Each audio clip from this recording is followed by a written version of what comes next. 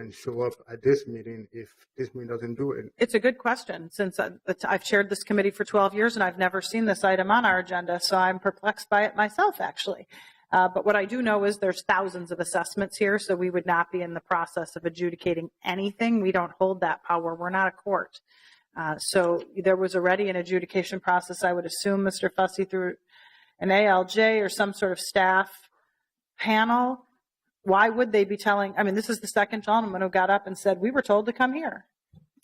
Madam Chair, state law does provide that the assessment roll be adopted by the City Council and that notice be given to the individuals and an opportunity to at least address you. Theoretically, I guess you could choose to delve into an individual case and make some direction to staff regarding the individual merits, but I certainly concur that with a city of this size that's simply not practical or even possible. Nonetheless, in an effort to faithfully comply with the state law, this is what has been being done this year and has been done for my tenure with this city. A lot of times nobody happens to come when the assessment roll is adopted. The assessment rolls are adopted each and every year in the same manner. Did that make any sense to you? I'm not sure if it made sense to me or not. But it's a yes and no, because we're talking about, we're here for something that the law allows us to do, to come out and say, okay, you're going to assess this fine, this citation to each individual property, come here and appeal it. But what I'm hearing from him is that, yes, that's what this is supposed to be, but what essentially happens is that this is just a room to rubber stamp it, whatever the city says. Mm-hmm. It sounds like that to me too, but I don't know anything about your individual case, and we don't have a staff member here from the boarded vacant recycling program to go back through each date when they told you to do something or when they did not, or when you complied or when you did not. So it's really an unfair hearing in the sense that there aren't two sides to present us, like we'll probably see in the next item in front of us. So I don't know how staff wants to handle this.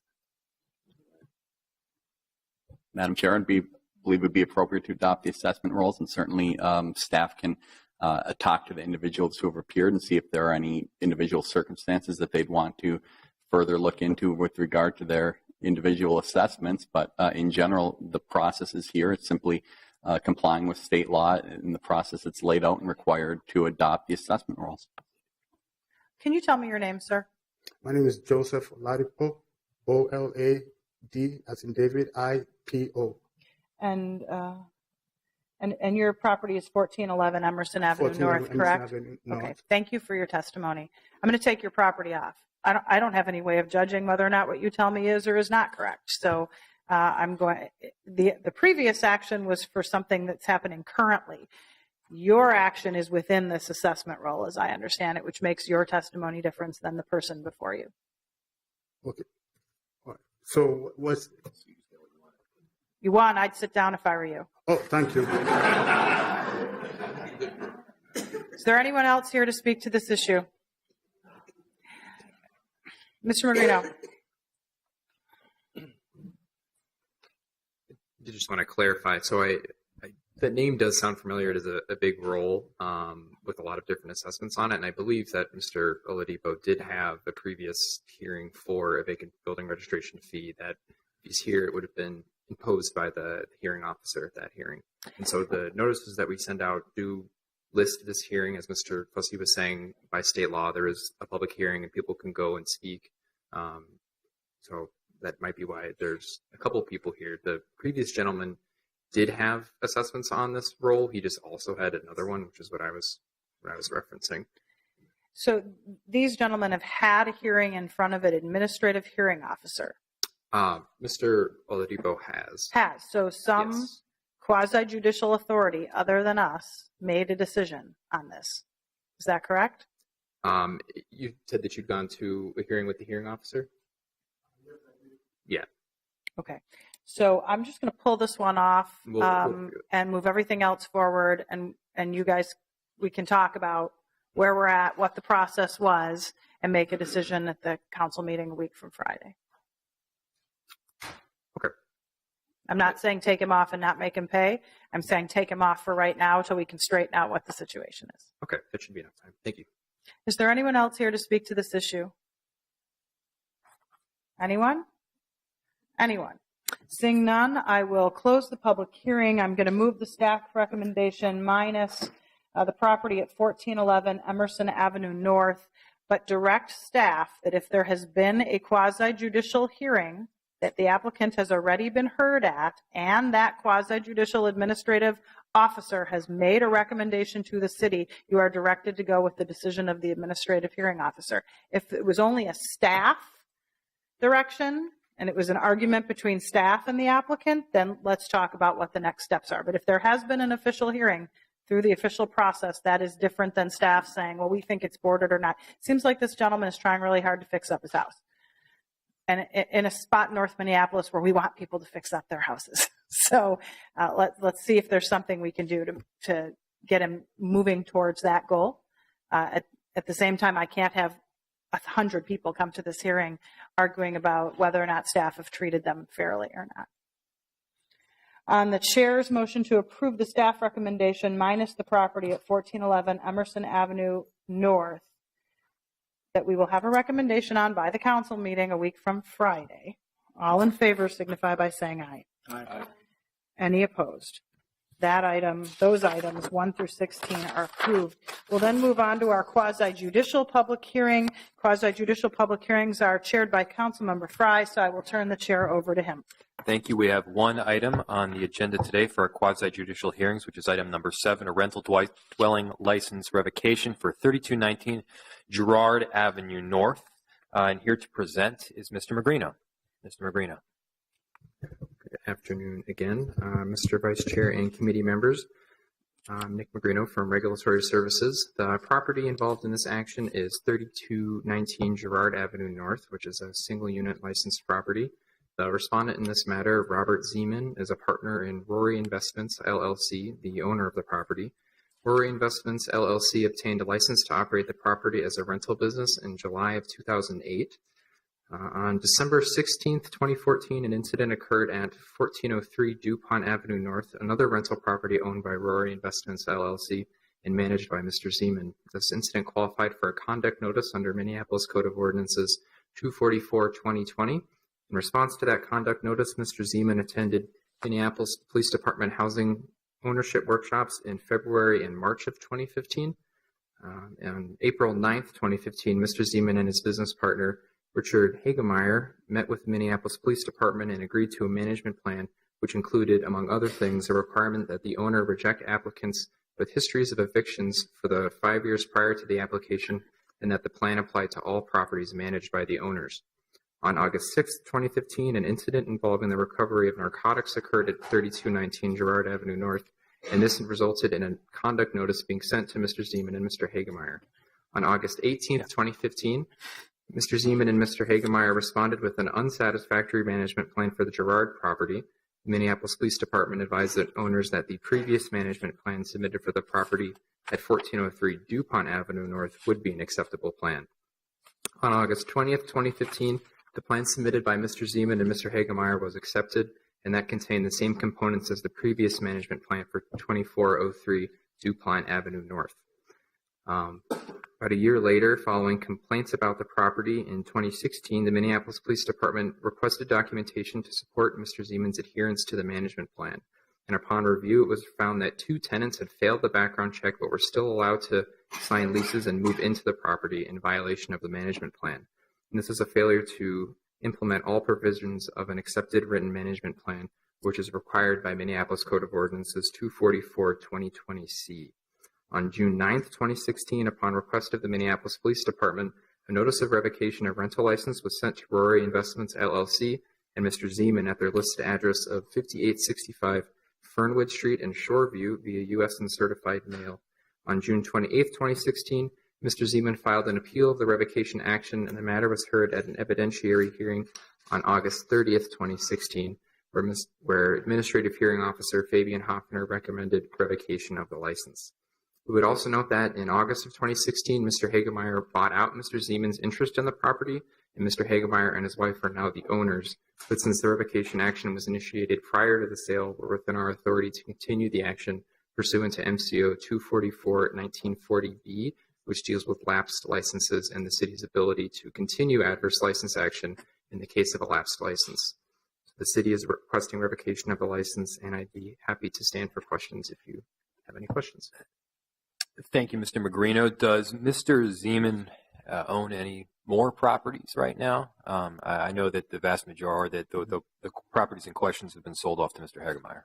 There were 3 properties at the time the management plan was submitted that were included with that management plan. I'm not sure if he owns other properties around the city. Which property was sold off to Mr. Hagemeyer? This one, 3219. 3219 Girard Avenue. Okay, thank you. Any questions for staff? Thank you, Mr. Magrino. I'll now read the introductory statement. This is a quasi-judicial license hearing for which this committee is limited by law to hearing argument from the property owner or the owner's representative, but is prohibited from considering any further evidence or taking any further testimony. This means that you are required to limit your comments to arguments specifically addressing the evidence or testimony introduced before the hearing officer, which is part of the record that is already before us. You may not offer, and we may not consider any new additional evidence based solely on this existing record and the arguments that the parties make today. The City Council may affirm, modify, or reverse the recommendations that are before us. And I will open the public hearing specifically for either the owner and or the owner's representative for 3219 Girard Avenue North. The owner and or the owner's representative here, please come up and please state your name as well as your residential address for the council. Good afternoon. Thank you, Mr. Co-Chair Fry, Madam Chair, and esteemed members of the City Council. My name is James Heiberg. I'm appearing on behalf of Robert Zeman and Rory Investments. I'd just like to make a few brief remarks for the committee to consider before it makes its final decision, before the City Council makes a final order in this matter. I must say that I believe that the nuisance ordinance is unconstitutional in a few ways. Originally, the ordinance put a landlord on the path to revocation after a tenant was convicted of a crime. Since around 2006, the ordinance has put a landlord on the path to revocation for tenant's conduct, not just a conviction. All it takes now is a few police visits to the rental property to put a landlord at risk of losing his or her rental dwelling license. I think one of the most basic problems with this is that it holds one person responsible for the actions of another. I'd like to advance a fundamental right to housing here. I think it should be considered a fundamental constitutional right, and that it should be included in those penumbra of constitutional rights that have been found by the U.S. Supreme Court. And any law that infringes on a fundamental right should be given strict scrutiny by a court of law. We already have a system for dealing with crime. We have police to arrest the offender, and we have prosecutors, courts, jails, and prisons. Depriving a landlord of his or her rental dwelling license because a tenant has played loud music is not narrowly tailored to achieve the goal of reducing crime. These nuisance statutes have come under increasing attack across the country, and I think for good reason. Mr. Heiberg, what's the fundamental right that you would propose adding to the United States Constitution? I am proposing, and this may be novel, but a fundamental right to housing. You know, it's being infringed on. So the fundamental right to housing wouldn't be the issue being infringed upon now. Rather, it would be the fundamental right, if there was one, to hold a rental dwelling license. Well, okay. By infringing on the tenant's right to housing, it leads to the revocation of a landlord's dwelling license. So while I would be inclined to agree with you, the issue before us today is the revocation of the rental dwelling license, and there wouldn't be standing on the part of the tenant that would lose their property or lose their tenancy based on the revocation of the license. So there wouldn't be standing even under your argument to right. Claim. It would be best if a tenant, the tenant is the one most directly affected by infringing on the right to housing, but under these circumstances and under this nuisance ordinance, a landlord is having a privilege deprived of him by enforcement of this ordinance. Okay, so yeah, I don't know that you can be. I appreciate your testimony. I don't know that I see that you can be deprived of a privilege, nor do I think that even if there was a constitutional right for housing, which I would actually agree with you, that is directly impacted by the revocation of a rental dwelling license due to issues like not upholding the previous commitments that were made to the city. So, True. do you have anything further that's relevant to the previous hearing before the administrative officer, Fabian Hoffner? Well, we can't argue the facts here, so I guess not. I did submit some of these arguments to the committee prior to this. I think you have them. If I may, I would just like to leave the committee with a few more remarks here, if I may approach. If you may, if you want to hand them to our clerk right over there, that would be great, and we appreciate it. Thank you. Thank you.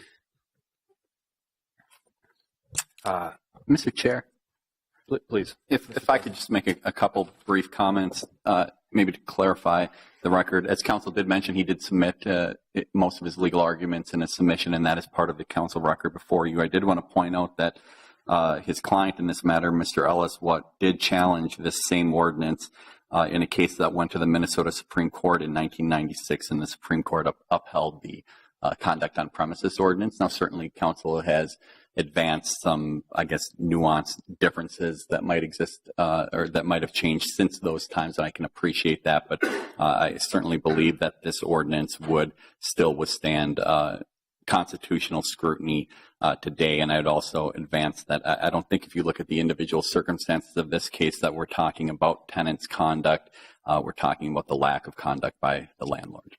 Thank you. Thank you, Mr. Fussy. I agree, and I'll move the approval of the staff recommendation.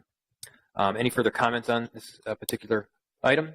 Seeing none, all those in approval, please say aye. Aye. All those opposed, say no. Chair Goodman. Thank you, Mr. Vice Chair. We'll then move on to our two remaining items. These are both presentation/discussion items, starting with item number 14, which is the allocation of our 2017 low-income housing tax credits. Ms. Crowther, it does not get any better than this. No, it doesn't. Especially in the face of, the state saying they'd take away our credits. Yeah, as many as they could, yeah. I'm here today, Madam Chair, members of the committee, to get approval for 3 projects for the year 2017 Low-Income Housing Tax Credit Program. Each year, CPAD, acting on behalf of the Minneapolis-St. Paul Housing Finance Board, administers low-income housing tax credits. This program provides a reduction in federal tax liability to developers and investors of low-income housing tax credits that comply with affordability for a 30-year period. We had our public hearing and we met with the council to approve the changes for 2017. And today I'm here to approve 3 projects. We got a total of 5 applications in for a total of $5.28 million. And that information is attached on summary A and B. We had a project that ranked number 3 that we did not promote this time, Blooming Place project. This project came in and it had no commitments for funds, and we thought it was not financially feasible at the time, and it did not meet what the city's cost per unit allowance is for any given affordable housing project. What we feel is that this project needs some tweaking from staff, and we anticipate sitting down with the developers for Blooming Place and look at it again to see how we could assist the project. We had 3 projects approved. One was Youth Link, Great River Landing, and Aon Prospect Park in that order. Youth Link is only receiving $98,614 of tax credits. They received all of their tax credits in last year's round, and they went to the state for a deferred loan. The state did not approve any funding for this project, so in order to close the gap, we agreed with the $98,000. Now, this is just not $98,000. This is times 10. Remember what a tax credit represents, and it can be more. In fact, if you get more bang for your buck, let's say that represents 47 homeless units. The next one is Great River Landing. The city is giving $674,000 plus to this one. This ranked number 1 with the state. So the state said, I'm giving them all of our nonprofits set aside to this project. You, city, you clean it up. Yeah. We're really happy with that. It's 72 units of transitional housing and 4 long-term homeless units. The final one is Aon Prospect Park, which ranked 4th.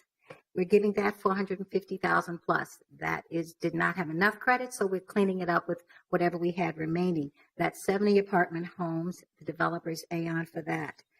So that one will probably return to the state in the winter round or come back to us in the spring for those additional credits to close that project out.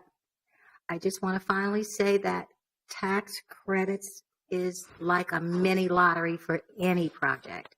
Every developer wants them, and so few get the opportunity to get them. A 9% credit, if you look at the sources and uses, represents on all of these half or more of the total development cost of the project. That's why it's so important. With approval from the council, we will move and proceed with reservations for the tax credits, and then we can proceed and hopefully get the remaining funds for commitment for these projects. Are there any questions? Are there any questions for Ms. Crowther on item number 14? No questions. Okay. Are there any comments from anyone on the committee? Yeah. Councilmember Fry. Thank you, Madam Chair. All of the items chosen for purposes of the low-income tax credits, I think, are extraordinary. I really appreciate your work.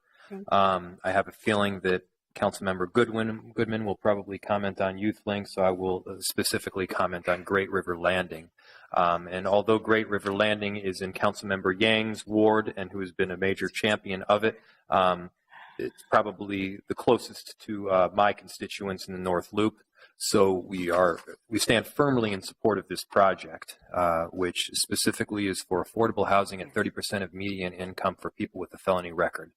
Reintroducing these folks to society, to jobs, and to a neighborhood that is not just allowing them but welcoming them, I think is a major asset to our city, and we should all be very, very proud.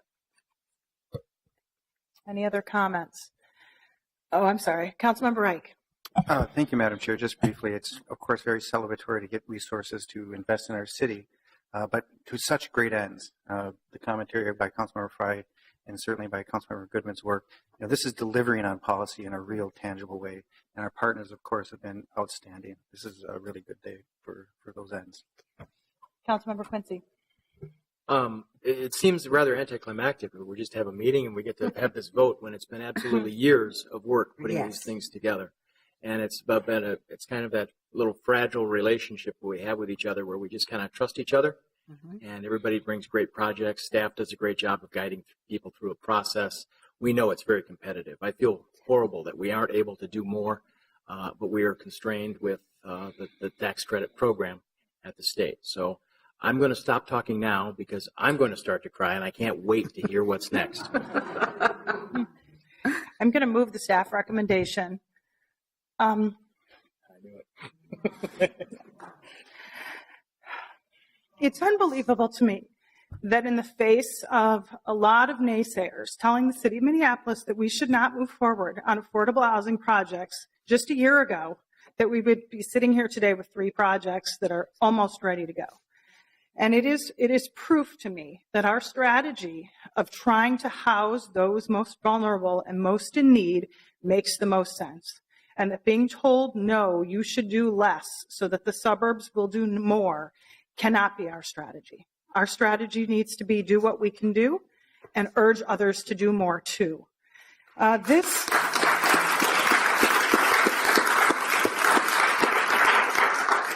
There'll be a lot of discussion about what's happening at YouthLink when the good folks at YouthLink break ground. But I will never forget the year of discussion that my office, myself, unfortunately, personally had with Heather Hughesby and YouthLink in telling them that we don't feel that mats on the floor are housing. And we're not going to let them put mats on the floor in the basement of their service center because we don't call that housing. And I challenged them in a very intense way to build housing on their site and that we would be there, I would be there personally to help make sure this happens. I have never used my position as chair of this committee to push a project that's been important to me because those projects I think can rise to the top on their own. And this one has. And it has not been without its drama. When the state decided they weren't going to fund a mortgage, Andrea and her staff and I could not frickin' believe it. We thought that they were crazy to not grab this opportunity to create 45 beds in housing for homeless youth that we know are sleeping on the streets in Uptown right now. And so for me, I think, and Heather and others who have worked on this project, including Councilmember Quincy, who has held my hand throughout everything going on with this YouthLink project, I think today represents a milestone day for the city because there are so many good projects that are getting funding or full funding. And it's not to take away the good work of our friends at Aon in Prospect North, and it's absolutely not to take away from what has happened with our friends at Beacon, who I've stood with for 15 years on projects in my ward and elsewhere, because I think their project is an amazing project. But we know that youth and children and former felons and people who are formerly homeless and people who can't register to vote, and there's just a whole plethora of people who have had a real hard time in our society. You know, it is very expensive to be poor. It is very expensive to be poor. And the one thing we can do as a community to bring ourselves together is make sure that housing comes first, no matter where else you are at. And we have an obligation, in my opinion, to do that for youth at a higher level than almost anything else. And so I'm really moved by the fact that we could get this done today. And I know that Dolly, who's worked on this longer than me, probably is the happiest person in the room. So I want to offer a special thanks to Carrie, Dolly, Andrea, Angie, and the city staff who have treated these projects like they were their own, as if they worked with and for these individuals who will be housed as a result of our work, and to remember that our work is a teeny tiny part of the larger picture. Every one of these projects probably has 20 sources of funding, and that's coming to all these different government entities and banks to beg them for money to do the right thing is an arduous process, and that we need to figure out a way to do more, but encourage other people to do more and never back down from what we believe in, because we will have an opportunity to make lives better, not talk about making people's lives better. So thank you for all being here today.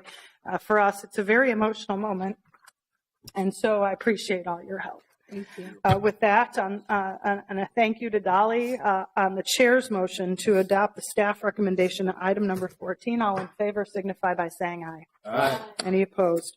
That item is approved.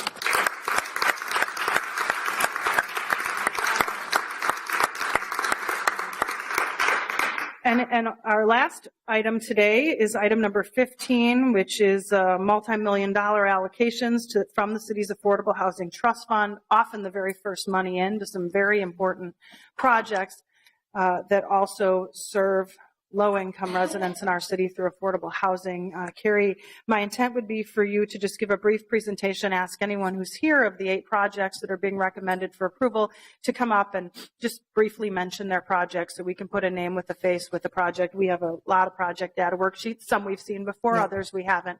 But I would like people have come down. I'd like them to be able to say something about their project. Absolutely. Thank you, Madam Chair, and thank you for your great words. I think you've moved everyone in this room.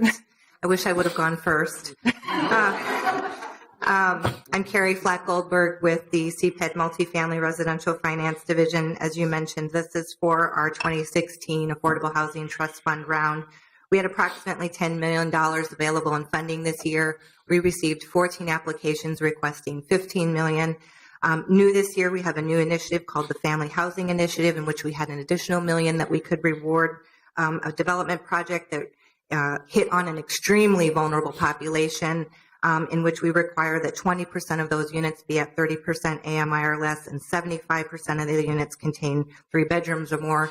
We did receive 1 application. That's for Minnehaha townhomes. I will ask them to come forward in just one moment. I will highlight the other 7 applications for you. The first one is $925,000 for Minnehaha Commons. That project also hits on a goal the city has for our senior housing policy, in that we want to have 35 units of senior housing in every ward by 2025. We have a supplemental award for Great River Landing of $900,000, in which you were gracious and kicked this project off last year, being first money in. We love to see the success of that. We have $1,250,000 for Bungie Apartments, $209,679 for Dundry Hope Block Stabilization Phase 2, $1,250,000 for Sabanthony Senior Housing. Again, another project hitting a senior housing policy goal, but by providing senior housing an award we'd love to see. $2,050,000 for Art Space Leaf North, $500,000 for Lake Street Housing. And with that, I'll go ahead and conclude with my recommendations for these projects and allow the applicants to come forward. Great. And Ms. Flack, I do just want to note that there were a number of projects that were not funded. Correct. That does not mean they're not good projects. It means we think they're too expensive. Absolutely. There were other problems with total development cost, and that our staff is committed to working with them to see if it's possible in the pipeline where we have a set aside to see if we will spend all the money. And Correct. We had 6 projects that we didn't recommend funding on, either due to just timing and project readiness, or there were questions related to the cost and financing structure. Staff will be working with them diligently. We have about $3 million remaining in funding, in which we will definitely hope to get out through our pipeline round. Okay. And then I also want to note that we are set up in the mayor's budget to spend or allocate another $10.5 million for next year, including a senior set aside as well as a special set aside for the NOAA initiative. So we will be right back at this in short order. Absolutely. Never quit. Thank you for your report. Thank you. We'll ask each of the project proposers if they'd like to step forward and just tell us briefly about their project. It's a chance to cheerlead for your project, but there's a lot. So let's take them one at a time. Please step forward. Good afternoon. I'm Barb Jeanette. I'm the Director of Alliance Housing. Thank you very much for your $925,000 from the Affordable Housing Trust Fund. This is a project that was actually started years ago by my predecessor, Herb Fry. We're intending to build 41 studios on East Lake Street in Longfellow for adults 55 and older with a history of homelessness. Alliance has a history of housing people nobody really else wants to house for all of the reasons you outlined there. And yet we think our buildings are an asset to the neighbors and the tenants. Longfellow has been incredibly welcoming, including Councilmember Gordon, so we look forward to going back to the legislature next year for housing infrastructure bonds, which are essential to keep the rents affordable to this population. So thank you. Good luck. Ms. Blondes, welcome. Thank you, Councilmember Goodman and other council members. I'm Lee Blondes. I'm the Executive Director of Beacon Interfaith Housing Collaborative. And I want to, as you know, you've mentioned how many years it takes to make something like this happen. And if I could, I'd like to ask all our supporters here who've been a part of this work to stand with us as we speak. I have a couple other people who will add their words of thanks. We just really want to thank you for your extraordinary support. Minnesota Housing has joined with the city to provide all of the full funding for Great River Landing. We're grateful to you, Councilmember Lisa Goodman, not just for this project, but for your leadership in affordable housing throughout the city, and as you noted, for so many years. We wanted to thank Councilmember Long Yang for his welcoming of Great River Landing into his ward, and of course, Jacob Fry, whose ward is a close neighbor. We're grateful for the support of the neighborhood, the North Loop Association, to welcome us as well. As you know, people on supervised release can be sent back to prison for not having a home or a job, the two things that are most difficult to get with a felony record. We believe that Great River Landing can be a national model of supportive housing for transitioning people from incarceration to a home and a job and a community. We're collaborative of 80 congregations throughout the Twin Cities that are committed to ending homelessness. We're grateful for the leadership of Westminster and Plymouth congregations that have dared to dream big with us, and we're grateful for Better Futures, our future partner at Great River Landing, that will provide our trauma-informed community services and break that cycle of incarceration that is enveloping too many African-American men in our community. Your funding is creating that momentum as we move forward to gather both the public and private funding for supportive services and rental assistance to bring this project to home. So thank you so much. Thank you for being here. Tim? Tim Hart Anderson, the Senior Minister at Westminster Presbyterian Church and part of the project that you're approving. We're so grateful to you.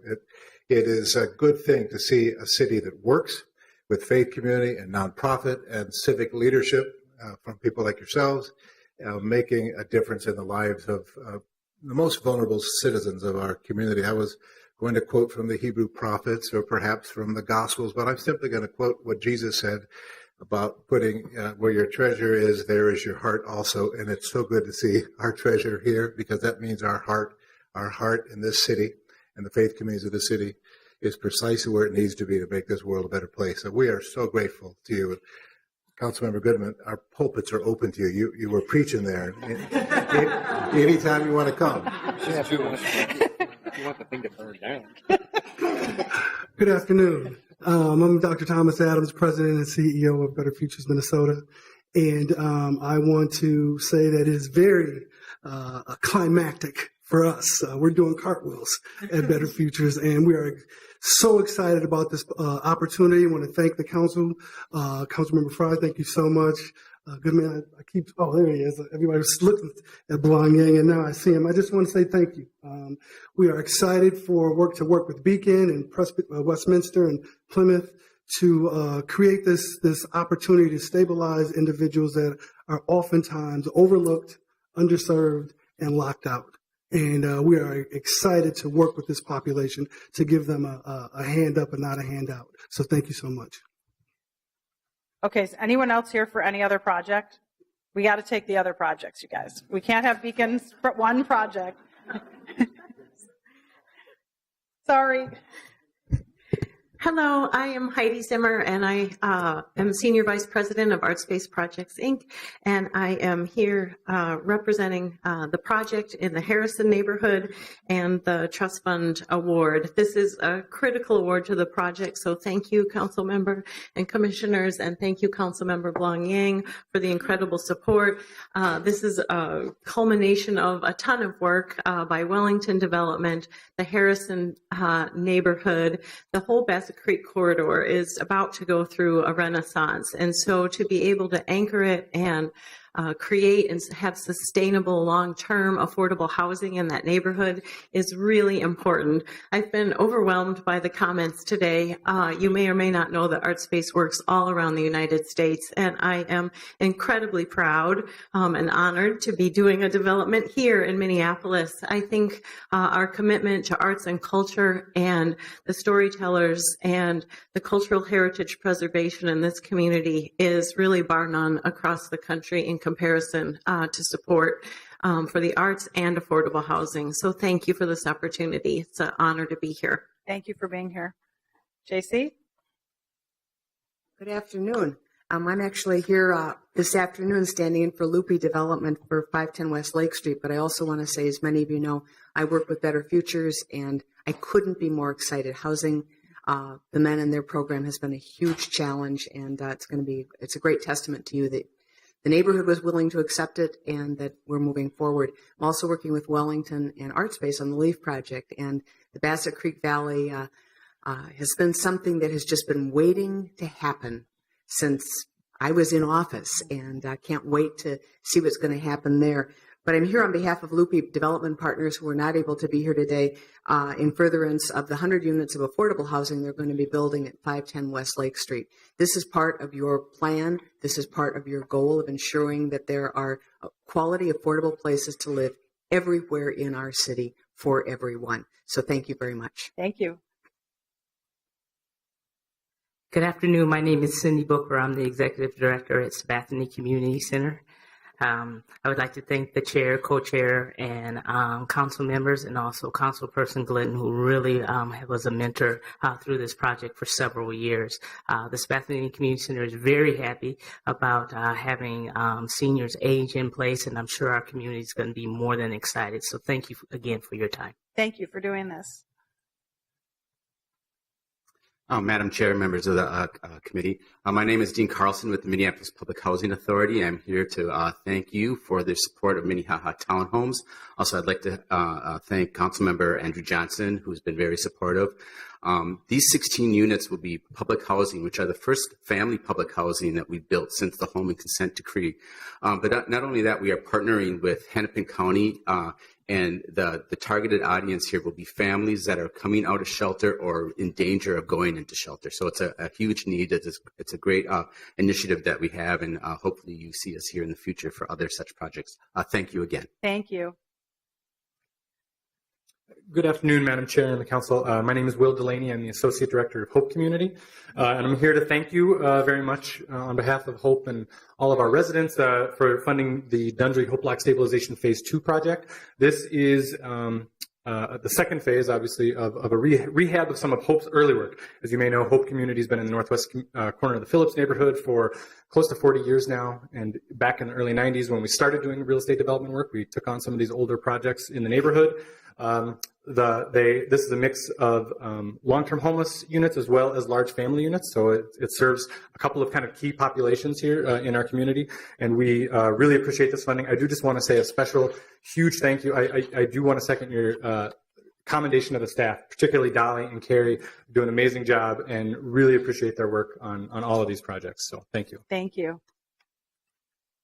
Hello, council members. My name is Abby Leeson. I'm a project manager with Project for Pride in Living. And I wanted to just say a very brief thank you for the funding on the Bungie project. That's a great first step for this exciting artisan affordable housing development. And also thanks for your kind words and enthusiastic support of our work with YouthLink. Thank you.